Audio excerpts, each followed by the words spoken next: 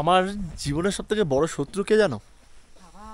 Seriously বলছি, আমার জীবনের সবথেকে বড় শত্রু হলো, আচ্ছা, এই রাস্তাটা থেকে সোজা গেলে তোমার গুয়াহাটি, আর এই রাস্তা থেকে গেলে কিন্তু তোমার বললে ভুটানের দিকে যাওয়া যায়।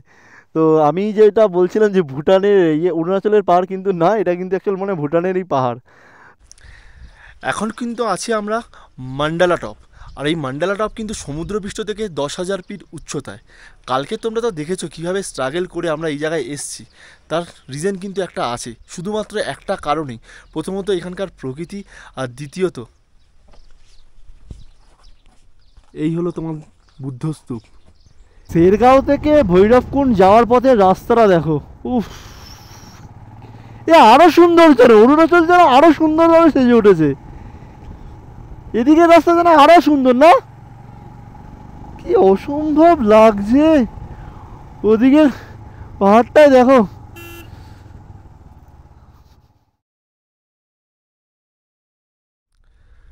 সুপ্রভাত বন্ধুরা, আজকে সকালটা কিন্তু শুরু করলাম এরকম একটা সুন্দর লোকেশান দিয়ে।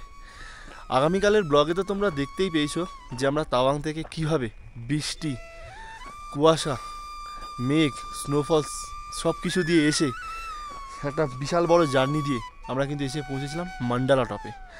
আর এখন বাজে ঘড়িতে 7:35। এখানে টেম্পারেচার বলছে 4 ডিগ্রি। খুব সুন্দর, সকালটা কিন্তু বেশ সুন্দর লাগছে। ঘুরিয়ে দেখাই, হ্যাঁ, কেমন সুন্দর জায়গাটা। আজকের কিন্তু আমরা ফার্স্ট অফ অল এই যে দেখাচ্ছি ফুডুং, এখান থেকে 25 কিলোমিটার আমরা কিন্তু এই রাস্তাটা ধরে সোজা চলে যাব। আর এরকম রাস্তা আঁকবাঁক আর এরকম কুয়াশার ভেতর থেকে কিন্তু আমরা চিড়ে চলে যাব। আর ওই সাইডটা দেখো। আর এই হলো কালকে রাতে আমাদের হোমস্টে বলো বা যাই বলো, এইখানে কিন্তু কালকে ছিলাম আমরা। আর প্রচণ্ড ঠান্ডা। কালকে রাতে তো বেরোতেই পারিনি, জাস্ট আমরা এই রুম থেকে জাস্ট ঘুমাতে গেছি, সারাক্ষণ ছিলাম ওনাদের ওই মানে ডাইনিং রুম জায়গাটা, যেখানে সারাক্ষণ ওদের ওই হিটার মানে হিটিং ব্যাপারটা চলে, যে আগুন পোয়ায়, তাপ পোয়ায়, সেই জায়গাটায়। আর এখানে কিন্তু প্রত্যেকটা না তোমার কাঠের বাড়ি, হ্যাঁ। আর এরা কিন্তু মোটামুটি 2-3 মাসের পুরো কাঠ কেটে ব্যবস্থা করে রাখে। এখানে কিন্তু অল টাইম মানে 24 আওয়ার্স পারলে ওরা মানে ওই আগুন পোয়ায়, কাঠ জ্বালিয়ে আগুন পোয়ায়। কিন্তু প্রত্যেকটা বাড়ি কিন্তু এখানে তোমার কাঠের। যারা একটু লাক্সারি টাইপের পছন্দ করো তাদের কিন্তু এই জায়গাটা একদমই ভালো লাগবে না, কারণ এখানে কিন্তু ওরকম লাক্সারি টাইপের কিচ্ছু নেই, ঠিক আছে। তোমাকে একটা শান্তি দেবে, খুব সুন্দর একটা অ্যাডভেঞ্চারপূর্ণ জায়গা, এছাড়া আর কিচ্ছু নয়। আর আমার সকালটা দেখো কীভাবে মেঘগুলো এদিক ওদিক দিয়ে খেলে বেড়াচ্ছে। এখন কিন্তু আছি আমরা মান্ডালা টপ। আর এই মান্ডালা টপ কিন্তু সমুদ্রপৃষ্ঠ থেকে 10,000 ফিট উচ্চতায়। কালকে তোমরা তো দেখেছো কীভাবে স্ট্রাগল করে আমরা এই জায়গায় এসছি। তার রিজন কিন্তু একটা আছে, শুধুমাত্র একটা কারণেই। প্রথমত এখানকার প্রকৃতি, আর দ্বিতীয়ত এই হলো তোমার বুদ্ধস্তূপ। এখানেই হলো সবথেকে বড় জিনিস হলো এই মান্ডালা টপের বুদ্ধস্তূপ। আমি আগে একটু উপরের দিকে উঠে তোমাদেরকে দেখাই, তাহলে তোমরা জিনিসটা দেখতে পারবে। যদি আমার কাছে ড্রোন থাকতো না, তাহলে কিন্তু অসম্ভব এই জায়গাটাকে সুন্দর, যে কতটা সুন্দর আমি তোমাদেরকে দেখাতাম। তো এই হলো এই বৌদ্ধস্তূপ। যাই হোক, আমি আর উপরে উঠলাম না, এর উপরে হয়তো কোনো আছে। আর এই যে এগুলো দেখতে পাচ্ছ, এখানে টোটাল কিন্তু তোমার আছে 108টা বুদ্ধস্তূপ। আর এই 108টা বুদ্ধস্তূপে প্রত্যেকটা গায়ে কিন্তু খোদাই করা আছে ওম মানি পদ্মে হাম। যদি আমরা এখান থেকেই শুরু যদি করি, এই দেখো 54, 53, 52, 51, 50, এরকম কিন্তু সারি সারি হয়ে পুরো রাউন্ড হয়ে কিন্তু এসেছে। টোটাল আছে কিন্তু 108টা বুদ্ধস্তূপ। আর তোমরা যদি কেউ মনে করো যে মান্ডালা টপের উপরে এসেই তোমরা থাকবে একদম এই মানে বুদ্ধস্তূপের গায়ে, তাহলে কিন্তু এই সাথেই কিন্তু আছে তোমার হোমস্টেটা। আর এই মান্ডালা টপ থেকে দেখো অসম্ভব সুন্দর লাগছে, কিন্তু অসম্ভব সুন্দর। তো সিরিয়াসলি বলছি বন্ধুরা, এখান থেকে চলে যেতে হবে না, ভাবতেও কেমন লাগছে। আর তোমাদেরকে বলছিলাম না যে 108টা স্তূপ এই দেখো পরপর কিন্তু এখানে মানে আছে। তোমাদেরকে এন্ডে গিয়েই কিন্তু আমি দেখাবো যে 108টা স্তূপ কিনা।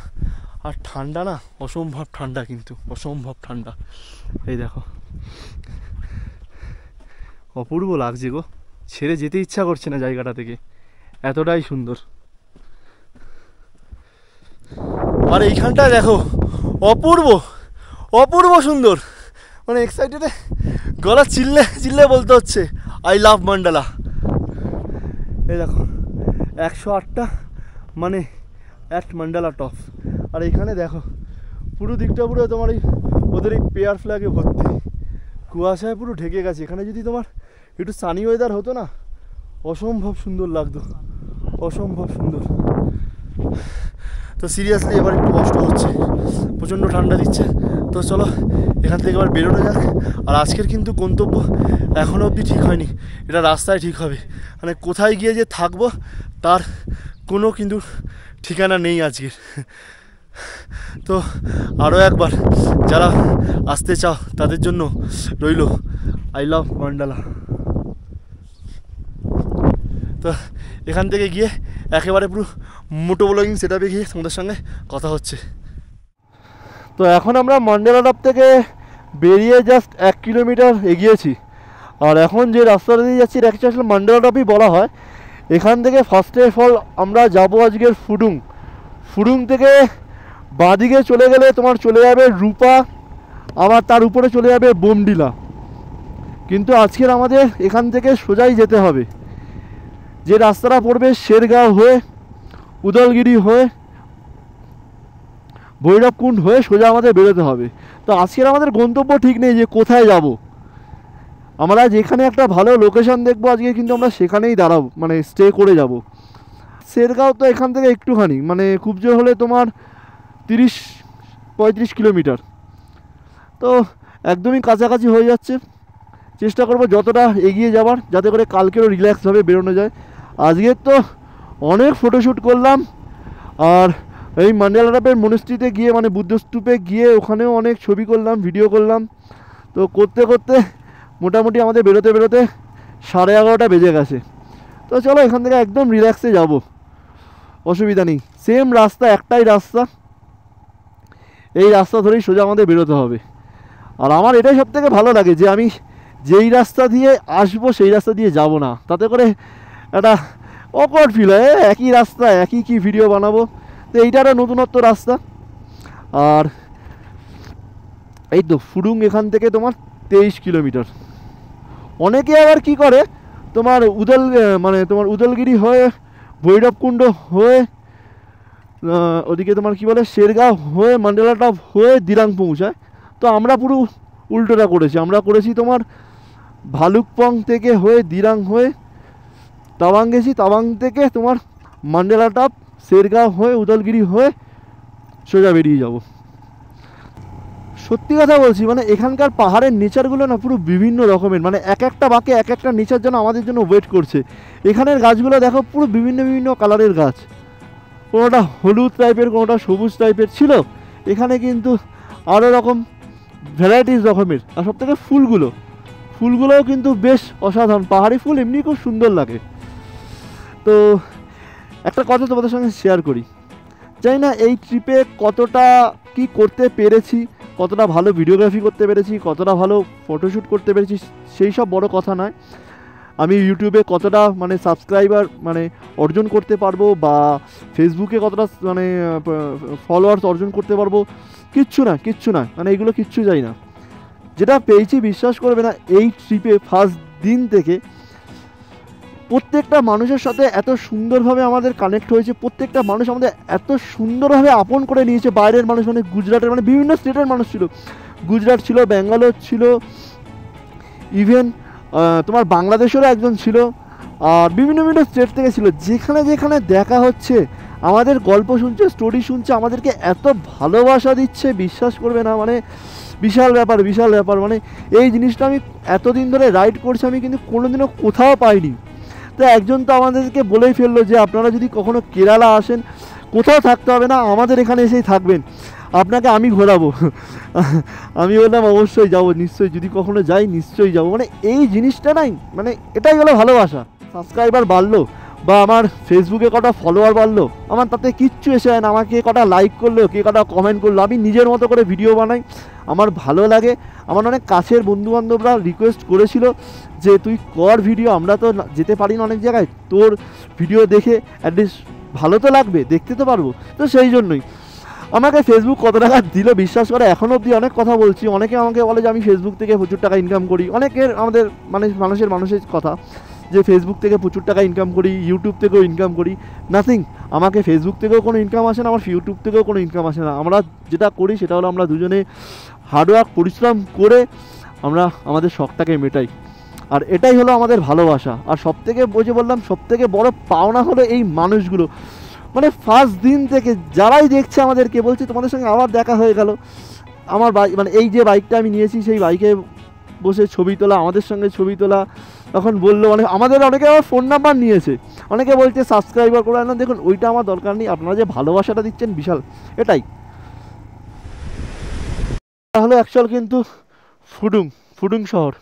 আর এটা হলো তোমার ওদের ওই গ্রাউন্ড, খেলার মাঠ বা ইয়ে, ওই দিকটাতে, মানে ওই দিকটাতে একটা আছে মেমোরিয়াল আছে, ওয়ার মেমোরিয়াল আছে, ফুডুং ওয়ার মেমোরিয়াল। এটা হলো ফুডুং বিচ। আর এখানে কিন্তু দেখলাম প্রচুর মানুষ ফিশিং করছে। জায়গাটা সত্যি খুব সুন্দর। আর ফিশিংয়ের জন্য ওই যে সামনেই কিন্তু এরকম এই মানে যে ফিশিংয়ের যে ছিপগুলো হয় না, যেটাকে বলে লাঠিটা, সেটা আছে কিন্তু। জায়গাটা বেশ সুন্দর কিন্তু। কি নদী ঠিক বলতে পারলাম না, আমার যতটুকু মনে হচ্ছে তোমার দিরাঙের ওখান থেকেই আসছে হয়তো, জানি না, না জেনে বলাটা ঠিক হবে না।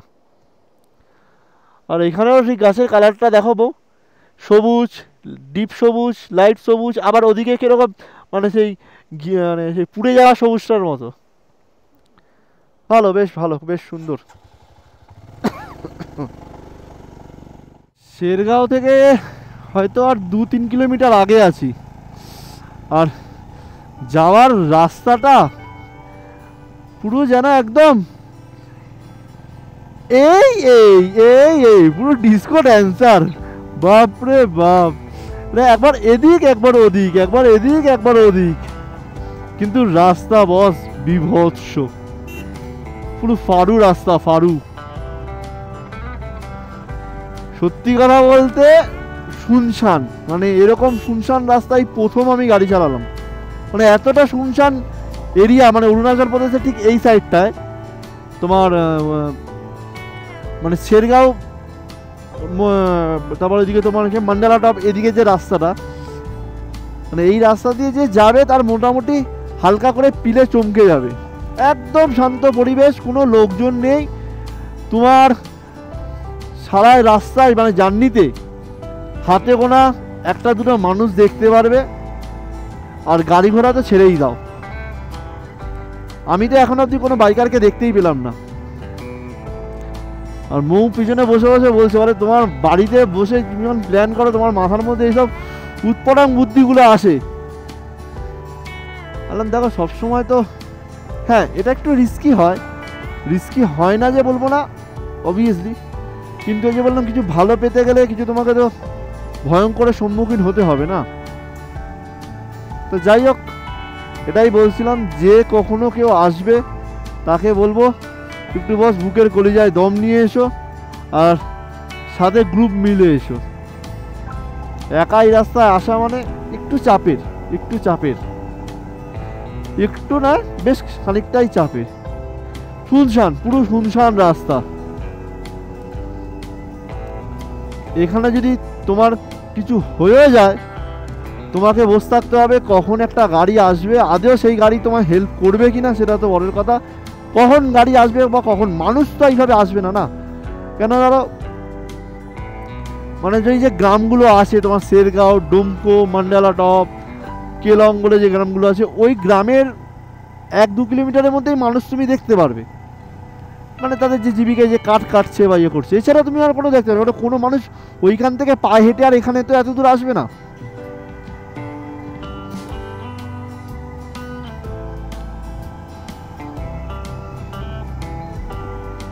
কিন্তু ভাই রাস্তাটা জাস্ট সিনিক, মানে সিনিক রাস্তা কাকে বলে সেটা এই রাস্তা থেকে না দেখলে বুঝতে পারবে না। আর এখানে কিন্তু অনেক রং বেরঙের পাখিও দেখতে পেলাম আমি। সিরিয়াসলি খুব সুন্দর রাস্তা, একদম শান্ত রাস্তা। এই দেখো এই একটা খুব সুন্দর পাখি উড়ে গেল, মানে ব্লু কালার আর কালো কালারের। আর ওই যে একটা কথা বললাম যে ক্যামেরায় দেখা আর নিজের চোখে দেখা এই দুটোর মধ্যে আকাশ পাতাল তফাৎ।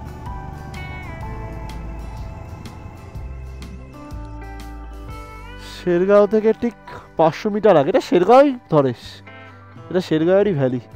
এখানে দেখো বিশাল বড় একটা খেলার মাঠ, কিনতে এরকম একটা মাঠ পেলে সব বন্ধুরা মিলে বিকেলবেলায় বসে আড্ডা মারতে আসবো, তাই না? আর কিছু লাগবেই না।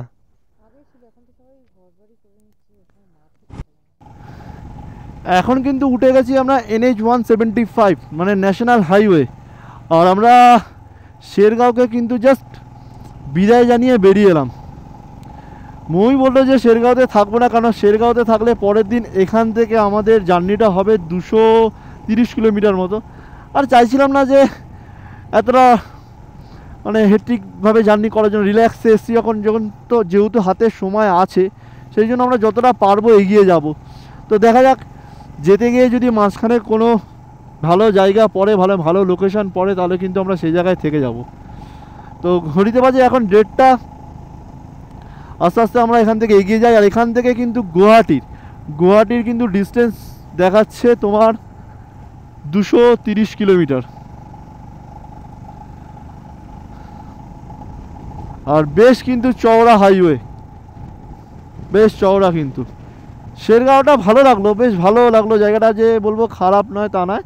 শেরগাঁওতে থাকলেও হতো। মৌ বললো যে এত তাড়াতাড়ি এখানে চলে এসেছি যখন, তাহলে চল এখান থেকে কিছুটা এগিয়ে যাই, তাহলে কালকেরও রিল্যাক্সে বেরোতে পারবো, একটু বেলা করে বেরোবো।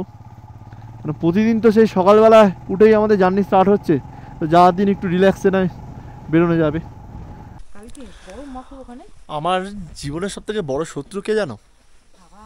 সিরিয়াসলি বলছি, আমার জীবনের সব থেকে বড় শত্রু হলো বৃষ্টি। আজকের মান্ডালা টপ থেকে যাত্রা শুরু করেছিলাম।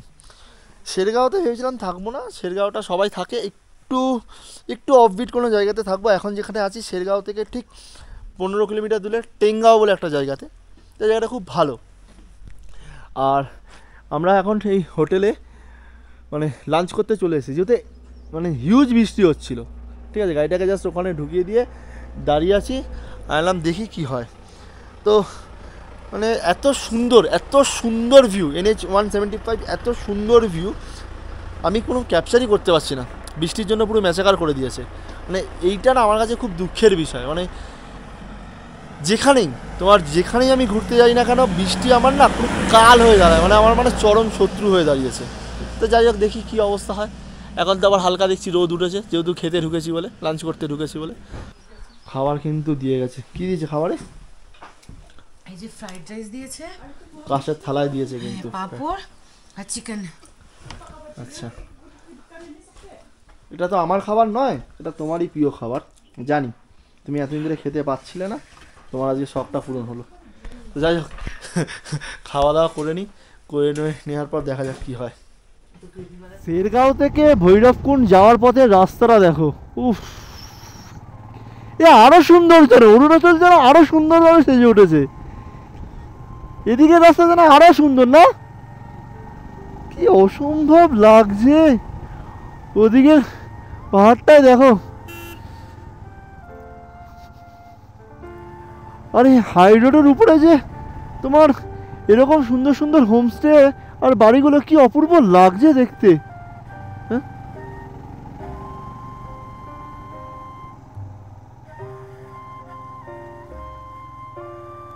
यस, हाँ, सीधा एक 20 किलोमीटर, हाँ एकदम सीधा। ओके।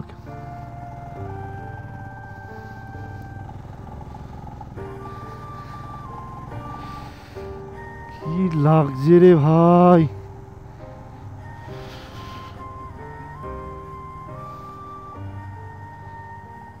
কি অপূর্ব লাগছে রাস্তাটা দেখো।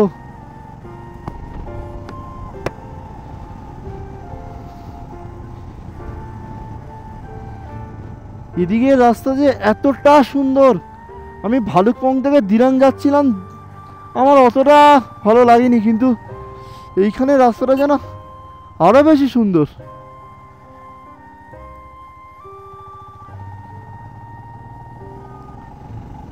কি লাগছে বস, গাড়ি চালিয়ে ওই রাস্তায় মজা। রাস্তা আরো বড় করছে, আরো চওড়া করছে রাস্তা, দেখেছো? রাস্তা কিন্তু আরো চওড়া করছে।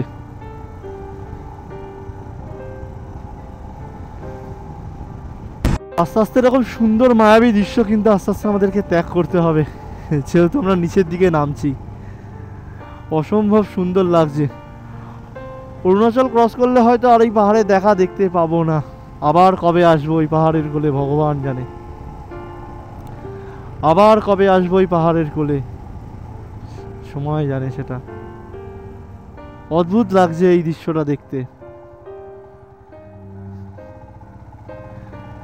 যাওয়ার দিন যতটা এক্সাইটেড ছিলাম না, মানে ফেরার দিন ততটাই কিন্তু মানে কি বলবো, এক্সাইটেডের অপোজিট কি হয় জানি, মাথায় আসছে না এখন কিচ্ছু, ভালো লাগছে না। এই সুন্দর প্রকৃতি, এই সুন্দর দৃশ্য ছেড়ে আমাদেরকে চলে যেতে হবে আবার সেই ব্যস্ত শহরে, আবার অফিস, আবার প্রেশার, এই মনোরম পরিবেশ ছেড়ে কলকাতার ওই গরম হাওয়ায় চলে যেতে হবে। কিন্তু এটা কিছু করার নেই, এটা লাইফের পার্ট অফ লাইফ। তো যাই হোক, আস্তে আস্তে আমরা এই পাহাড়ি দৃশ্যকে ভুলতে থাকতে হবে আমাদেরকে, কিন্তু আবার আসবো, কথা দিচ্ছি, আবার একটা নতুন কোনো ঠিকানায়, নতুন কোনো জায়গায়। তাহলে অবশেষে কিন্তু পাহাড়ের দেখা শেষ। এইগুলো যা দেখতে পাচ্ছ আসামের ছোট ছোট মানে যে পাহাড় বা টিলা যাই বলো না কেন, আমরা কিন্তু আর 1 কিলোমিটার আগেই আছি অরুণাচলকে বিদায় করার জন্য। অসম্ভব এই 7টা দিন কাটালাম কিন্তু অরুণাচলে, খুব সুন্দর মুহূর্তকে ক্যারি করে নিয়ে গেলাম। এটাই হলো তোমার ভৈরবকুণ্ড বিচ, আর এটাকে এখান থেকে কিন্তু শুরু হয়ে যাচ্ছে তোমার আসাম। আর ওই ব্রিজটা হলো তোমার পুরনো ব্রিজ, ওই ব্রিজটা হলো পুরনো ব্রিজ, আর এইটা হলো কিন্তু নতুন ব্রিজ। আর ওরাই বললো যে এই দিকটা থেকে নাকি ভুটানের দিকে যাওয়া যায়। তো দেখি সামনে যদি কোনো হোমস্টে বা কিছু হোটেল পাই তো এখানেই থাকার ইচ্ছা আছে, দেখা যাক কি হয়। কি বলো বউ? কটা বাজে? নেট এসছে? এখানে নেটের খুব অবস্থা খারাপ। এখনও কিন্তু ওদিক দিয়ে পাহাড় দেখা যাচ্ছে, যদিও বা সামনের পাহাড়গুলো কিন্তু অরুণাচলের নয়, পিছনের পাহাড়গুলো কিন্তু অরুণাচলের। আচ্ছা, এই রাস্তাটা থেকে সোজা গেলে তোমার গুয়াহাটি, আর এই রাস্তা থেকে গেলে কিন্তু তোমার বললে ভুটানের দিকে যাওয়া যায়। তো আমি যেটা বলছিলাম যে ভুটানের অরুণাচলের পাহাড় কিন্তু না, এটা কিন্তু অ্যাকচুয়াল মানে ভুটানেরই পাহাড়। তো ওই সামনে এক ভাইয়াকে জিজ্ঞাসা করলাম কি যেতে দেবে আমাদের, বললো হ্যাঁ ও অরিজিনাল আধার কার্ড থাকলে যেতে দেবে। তো চলো এবার দেখে আসি নাকি, আর না হলে উদলগিরিতে চলে যাবো বা ভৈরবকুণ্ডতে থেকে যাবো। কি বলো মো? ঠিক আছে, যাই একবার, একবার দেখে আসি। ও তো একজন তো বললো ভুটানে থাকতে দেবে, তো চলো দেখি, দেখা যাক কি হয়। ও ভুটানে যাওয়ার আগে গাড়ি আমার চলছে না, চলো দেখি।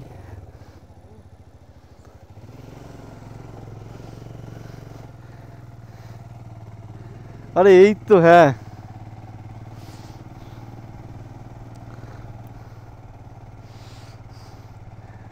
Thank you for visiting India. আচ্ছা, এবার দেখি নাকি আমরা এখন কোথায় আছি। কেউ কি গেস করতে পারবে? একদমই না, কেউ গেস করতে পারবে না, মানে কেউ ভাবতেই পারবে না যে আমরা অন্য দেশে চলে এসেছি, মানে কলকাতা ইন্ডিয়া থেকে চলে এসেছি অন্য দেশে। কোন দেশে? ক্যামেরা ব্যাক করে দেখাই। এখন কিন্তু আছি আমরা আমাদের প্রতিবেশী দেশ ভুটানে, ওই হলো ভুটান গেট। আর এখানে একটা মজার জিনিস, মানে যেটা খুব হাস্যকর বিষয়, কি মো এখানে মজার জিনিসটা, হাস্যকর বিষয়টা তুমিই বলো। এখানে পেট্রোলের দাম 56 টাকা, তাই না 64 টাকা, 64 টাকা, তাই ওখান থেকে লোকে এখানে তেল এখানে আমি শুধু দেখলাম ভুটানে পারমিট করে লোকে শুধু মানে পেট্রোল ভরাতে এসছে। 64 টাকা পেট্রোলের দাম, ডিজেলের দামটা জানি না। আর এখন কিন্তু আছি আমরা পুরো ভুটানের ভেতরে, যদিও বা এখানে কিন্তু তোমার গাড়ি নিয়ে অ্যালাউ নেই, পায়ে হেঁটে তোমরা 1 কিলোমিটার মতো যেতে পারবে। আমরা 1 কিলোমিটার মতো যাবো না, সামনে ভুটান মার্কেটটা আছে। তো চলো মার্কেটে গিয়ে তোমাদের সঙ্গে দেখা হচ্ছে যে মার্কেটে কি আছে আদৌ। এখন কিন্তু আমরা আছি ভুটানের মার্কেটের দিকে। আর এখানকার বাড়িগুলো একটু তোমাদেরকে দেখাই। হ্যাঁ, এই দেখো, খুব বেশি যে দূর আমাদের যেতে দেবে তা নয়, কিন্তু যেতে দিচ্ছে, এটাই কপাল ভালো। আচ্ছা এই মার্কেটে, আচ্ছা এটাই হলো কিন্তু ভুটানিদের মার্কেট। আচ্ছা আচ্ছা, অনেক আমি কথা বলতে বলতে হাঁপিয়ে গেছি, এটাই হলো ব্যাপার। তো যাই হোক, এই দেখো দেখো ভুটান কিন্তু তোমাদেরকে দেখিয়ে দিলাম বন্ধুরা। তাহলে ভাবছো তো, দেখো আমি তো এত জায়গা তোমাদেরকে ঘোরাচ্ছি ইন্ডিয়ার ভেতরে, অনেকেই বলেছে যে বাইরের দেশে যাও, বাইরের দেশে যাও। তো আমি দেখো ভুটান কিন্তু তোমাদেরকে দেখিয়ে দিলাম। ওই দেখো, ওই দেখো খেলাধুলা করছে। হ্যালো হ্যালো, হ্যাঁ 10 মিনিটের জন্য হলেও কিন্তু আমরা ভুটানটা ঘুরে এলাম। আমাদের তো কিন্তু বেশ লাগলো, একটা বেশ নতুন অভিজ্ঞতা। আর এমনকি মৌ কিন্তু ভুটানের ফুচকাও খেলো, বেশ লাগলো, কিন্তু বেশ লাগলো। আর এখন দেখো ঘড়িতে বাজে সন্ধ্যে 6:30, আর আমরা কিন্তু সেই কিন্তু রাতের অন্ধকারের রাইড করছি। এটা আমাদের থাকবেই, ট্রিপে আমাদের থাকবে। মানে মৌ এবার বলছিল যে এবারে কী করে নাইট রাইড, মানে নাইট রাইড হলো না, এলাম হবে কোনো না কোনো একদিন তো হবে। তো অলরেডি কিন্তু হয়ে গেল। তো এখন কিন্তু আমরা অলরেডি আসামে ঢুকে পড়েছি, আর আসাম থেকে এখন আমরা যাচ্ছি উদলগিরিতে। আজকে রাত্রে আমরা থাকবো উদলগিরিতেই। এখান থেকে হয়তো 10 কিলোমিটার, বাট খুব সুন্দর লাগছে কিন্তু রাত্রেবেলা এরকম রাইড করতে, বেশ ঝাঁ চকচকে রাস্তা।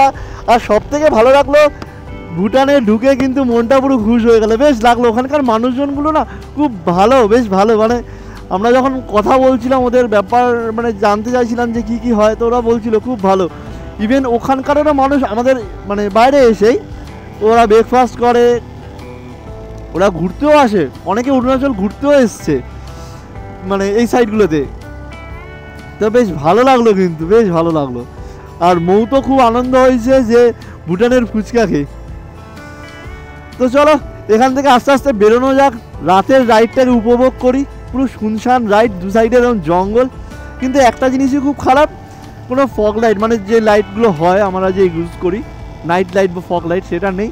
হ্যাজারটাকে যার জন্য আমি অন করে রেখেছি। একেবারে তোমাদেরকে হোটেলে গিয়ে কথা হচ্ছে, একেবারে তোমাদের সঙ্গে হোটেলে গিয়ে কথা হচ্ছে।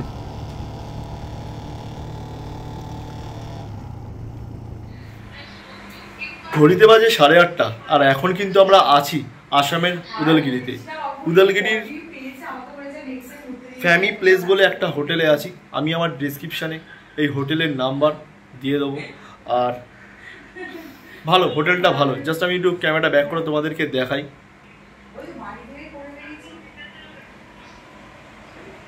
এই সাইডটা ইগনোর করো, খুব খারাপ অবস্থা হয়ে আছে।